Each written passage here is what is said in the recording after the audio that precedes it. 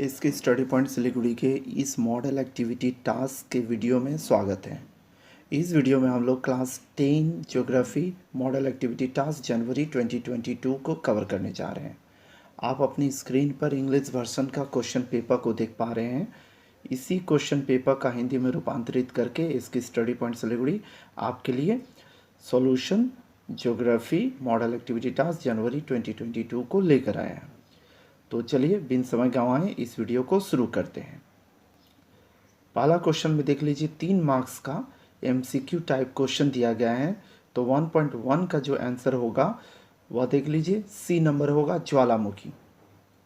ठीक है, वह प्रक्रिया जो बहिर्जात नहीं है वह है ज्वालामुखी। आप अपने आई बटन में एक वीडियो का लिंक देख पा रहे होंगे, उस वीडियो को जाकर सुन लीजिए क्योंकि वह वीडियो आपको बहुत ही इम्पॉर्टेंट नोट्स को प्रोवाइड करेगा। उसमें केवल नोट्स वीडियो को पॉज कर करके आप लिख लीजिएगा। स्टैंडर्ड नोट्स है, उस वीडियो को देखना बहुत ज़रूरी है। अगर आप पूरा कंसेप्ट इस चैप्टर का चाहते हैं तो इस वीडियो को देखना बहुत ज़रूरी है। तो आई बटन में जो दिख रहा होगा आप ज़रूर देखिएगा, तो पूरा कंसेप्ट क्लियर हो जाएगा इस चैप्टर का। 1.2 में देखिए, वह प्रक्रिया जिसके द्वारा नदी द्वारा ले जाए गए तलछट के दाने आपस में टकराते हैं और टूट जाते हैं, छोटे छोटे टुकड़ों में बंटना कहलाता है। क्या कहलाता है? एट्रीशन। ठीक है, इंग्लिश नाम भी लिखा गया है, तो आप ध्यान से देख लीजिए, नोट कर लीजिएगा। 1.3 में देखिएगा, यहाँ पर नदी के ऊर्ध्वाधर कटाव की उच्च दर से क्या होता है? बाढ़ का मैदान। गलत है। नदी के पार्श्वसरण की उच्च दर गर्ज होती है, नहीं है। एक नदी के ऊपरी प्रवाह का कटाव की उच्च दर होती है डेल्टा में, नहीं। तो कौन सा होगा? सी ऑप्शन बच गया। तो एक नदी के प्रवाह में कठोर चट्टान की परत के नीचे क्षैतिज रूप से रखी गई नर्म चट्टान की परत, झरना तैयार होता है। ठीक है, क्वेश्चन नंबर 2.1 को देखिएगा, जिसमें रिक्त स्थान की पूर्ति करना है। ध्यान से देखिए, मरुस्थलीय क्षेत्र में हवा और रनिंग वाटर बाही पानी की संयुक्त क्रिया द्वारा पेडिमेंट के सामने गठित निक्षेपण स्थल रूप बजाडा कहलाता है। ठीक है, तो आपको अगर बजाडा के बारे में नहीं मालूम तो किताब में तो देखना ही पड़ेगा। सीधी बात है कि पेडिमेंट और बाडी के बीच जल प्रवाह से रेतीला जमाव जो होता है वही बजाडा कहलाता है। ठीक है, नेक्स्ट देखिए, नदी के अपर्दन कार्य के कारण नदी तल में बनने वाले गर्त जल गर्तिका पोर्ट होल्स कहलाते हैं या फिर हैं। स्क्रीन पर आप डायग्राम भी देख पा रहे होंगे, मैं दिखा दे रहा हूँ, देखकर समझ लीजिएगा। 2.2 में देखिए, मैच द कॉलम करना है। आपके पास 3 ऑप्शन और 3 कॉलम ए में दिए गए हैं, पॉइंट्स उनको मिलाना है बी से। तो देखिए, एक नदी का अपर्दन परिवहन निक्षेपण कार्य द्वारा विकसित विशेषता कौन सा है? तो सही ऑप्शन होगा इसमें 3, ऑक्सबोल लेक। ठीक है, ग्लेशियर का अपर्दन कार्य द्वारा विकसित भू आकृति कौन सा होगा? एरिट होगा। ठीक है, इसको एरेट भी बोलते हैं, एरिट भी बोलते हैं, इसीलिए आप कंफ्यूज नहीं होइएगा कि एरिट और एरेट में क्या अंतर है।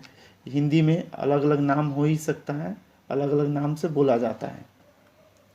ठीक है, थोड़ा सा मैं बता देता हूँ एरिट के बारे में, इसीलिए ध्यान से सुन लीजिए और समझने की कोशिश कीजिएगा।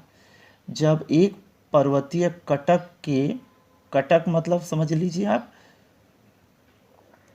ठीक है, रीज बोलते हैं इंग्लिश में, ठीक है, कि दोनों ढालों पर हिममानियों या हिम नदियाँ अनेक सर्क बना देती हैं, तब कंगीनुमा कटक का निर्माण होता है, मतलब एरिट का निर्माण होता है। अधिक अपर्दन के कारण तेज नुकीली सुइयां खड़ी दिखाई देती हैं, जिन्हें एरेट कहते हैं, एरिट कहते हैं। ठीक है, तो समझ में आ गया होगा एरिट क्या है। हवा का स्फीति द्वारा विकसित स्थल रूप तो ब्लो आउट कहते हैं। ठीक है, तो ब्लो आउट जब आप पढ़ते हैं तो ब्लो आउट को हिंदी में वर्त गर्त बोलते हैं। ठीक है, वर्त गर्त। तो एकदम ध्यान से सुन भी लीजिए कि वर्त गर्त होता क्या है, क्योंकि अगर आप जानते रहेंगे, पढ़े रहेंगे, समझे रहेंगे तो आपको कन्फ्यूजन नहीं होगा। पूरी डिटेल्स में जानकारी आपको मिल जाए, इससे बेहतर और कुछ चीज़ नहीं होता है। मरुस्थली भागों में वायु के तेज प्रवाह के कारण रेत का विशाल भाग उड़कर बह जाने से वहाँ बड़े बड़े गड्ढे बन जाते हैं, जिसे ब्लो आउट या वार्त गर्त कहते हैं। कुछ वार्त गर्त समुद्र तल से नीचे तक कट छट कर गहरे हो जाते हैं। ठीक है, तो ब्लो आउट भी समझ में आ गया होगा। आप अगर नहीं सुन पाए हैं ध्यान से तो देख लीजिए किसका ऑप्शन कौन सा होगा। आगे बढ़ते हैं क्वेश्चन नंबर 3। ओसिस कैसे बनता है? हिंदी में इसका न खलिस्तान बता रहा है हिंदी का रूपांतरण, फिर भी मैं कहूँगा आप ओएसिस ही लिखिएगा इंग्लिश में। देखिए, ओएसिस तब बनता है जब हवा रेगिस्तान के या मरुस्थल के निचले इलाकों में गहरे चैनलों को काटती है और भूमिगत जल को उजागर करती है, जो बहुत पहले बारिश के रूप में गिर गया था।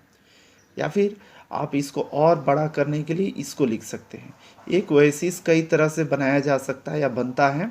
कुछ मामलों में यह तब बनता है जब दोषपूर्ण, ठीक है, और जलवायु परिस्थितियां एक शुष्क क्षेत्र में एक अवसाद पैदा करता है, डिप्रेशन पैदा करती है। एक लंबी अवधि में मरुस्थल में या रेगिस्तान में कठोर मौसम की स्थिति से डिप्रेशन गहरा और बढ़ जाता है, अवसाद और भी गहरा हो जाता है और जल स्तर तक पहुंच जाता है। ओएसिस बनने के लिए भूमिगत जल सतह पर आता है। एक ओएसिस तभी बनता है जब भूमिगत जल वृतों और नदियों के पानी को सतह पर धकेल दिया जाता है। अतः रेगिस्तान में एक ओएसिस तब बनता है जब सतह के नीचे कोई भूमिगत नदी और जल स्रोत होता है, रेत के नीचे पानी जमा हो जाता है। एक ओएसिस में सबसे अधिक पाए जाने वाला पौधा खजूर है। ठीक है, तो आप इतना लिख लीजिएगा। सीधी बात है, एक लैंडफॉर्म तैयार हो जाता है जो उपजाऊ होता है, यही है ओएसिस। और यह क्यों होता है? जब पानी रेगिस्तानी भागों में ज़मीन के नीचे छुपा हुआ रहता है, वह बाहर दिखने लगता है या फिर आ जाता है, जिसके कारण से आसपास के इलाका फर्टाइल हो जाता है। ठीक है, तो उदाहरण के तौर पर भी आप लिख लीजिएगा, अल हसा सऊदी अरेबिया में ओएसिस दुनिया के सबसे बड़ी ओएसिस है। उसी तरह से सेबा ओएसिस सबा के पास लिबिया में सहारा रेगिस्तान के बीच में है। नेक्स्ट क्वेश्चन को देखते हैं। उच्च पर्वत घाटी में दरारों की उपस्थिति पर्वतारोहियों के लिए एक समस्या पैदा करती है। दो भौगोलिक कारण बताना है।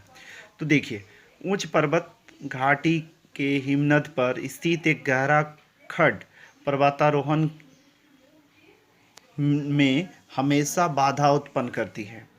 जब घाटी हिमनद का ऊपरी भाग टूटकर अलग हो जाता है तो वहाँ विशाल विदर और दरारें पड़ जाती हैं, जो पर्वतारोहण में बड़ी समस्या उत्पन्न करती हैं।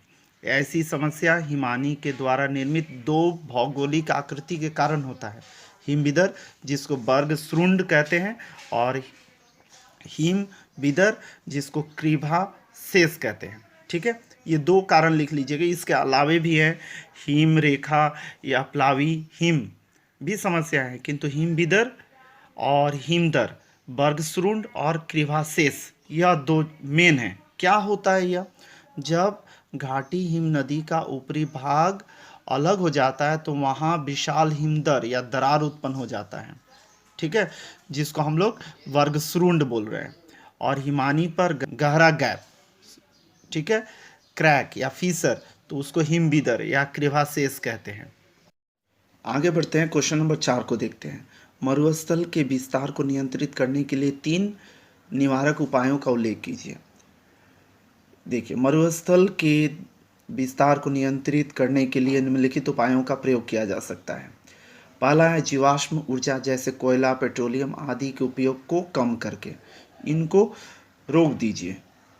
दूसरा उपाय, परमाणु विद्युत प्लांटों का उपयोग करके, क्योंकि विद्युत उत्पादन के लिए आप क्या कर रहे हैं, एटॉमिक एनर्जी का यूज़ करेंगे। ठीक है, वनों के क्षेत्रफल को विस्तार करके। तो पेड़ पौधे लगाइए, बहुत लगाइए, पेड़ पौधे को ग्रो कीजिए, इससे भी मरुस्थल का विस्तार को रोका जा सकता है। क्वेश्चन नंबर 5 देखिएगा, जो लास्ट क्वेश्चन है इस वीडियो का, बड़ा क्वेश्चन है, 5 मार्क्स का दिया गया है, जिसमें हैंगिंग वैली, लटकती घाटी के निर्माण के बारे में बताना है और डायग्राम भी बनाना है। भेड़ पीट सेल, रॉचेस माउंटेन्स के बारे में भी, निर्माण के बारे में भी बताना है और उसका डायग्राम भी बनाना है। तो देखिए, काफ़ी इंपॉर्टेंट क्वेश्चन है, ध्यान से समझिएगा। लटकती घाटी या हैंगिंग वैली का निर्माण। नदियों की भांति हिम नदी की भी सहायक नदियाँ होती हैं और वे मुख्य हिम नदी के साथ आकर मिलती हैं। मुख्य हिम नदी सहायक हिम नदियों की अपेक्षा अपनी घाटी को शीघ्रता से अधिक गहरा करती है और मुख्य हिम नदी तथा सहायक हिम नदी के संगम स्थल पर तीव्र ढाल पैदा हो जाता है। तो यहाँ पर मैं आपको याद कराते हुए चलूँ कि हिम नदी कहने का मतलब आप समझ लीजिए कि बर्फ़ के जमने से ही हिम नदी तैयार होता है, और जो नदी होती है जिसको हम लोग रिवर बोलते हैं, बर्फ़ के पिघलने से तैयार होता है। तो यहाँ पे दो अलग अलग चीज़ें हैं। ठीक है, तो यहाँ पर आप कंफ्यूज नहीं होइएगा कि हिम नदी मतलब क्या हो रहा है, या हिम नदी, या नदी हम लोग बोल रहे हैं तो क्या बोल रहे हैं। हिम नदी का मतलब ही हो गया ग्लेशियर या हिमानी, और नदी जब केवल बात करेंगे तो उसका मतलब होगा रिवर, जो बर्फ़ से पिघलने वाला या पिघलने के बाद में जो तैयार होता है, बरसा के पानी से तैयार होता है। ठीक है, तो इसी का, ग्लेशियर का ही एक फीचर है या फिर विशेषता है, जिसको हम लोग यहाँ पे समझने की कोशिश कर रहे हैं।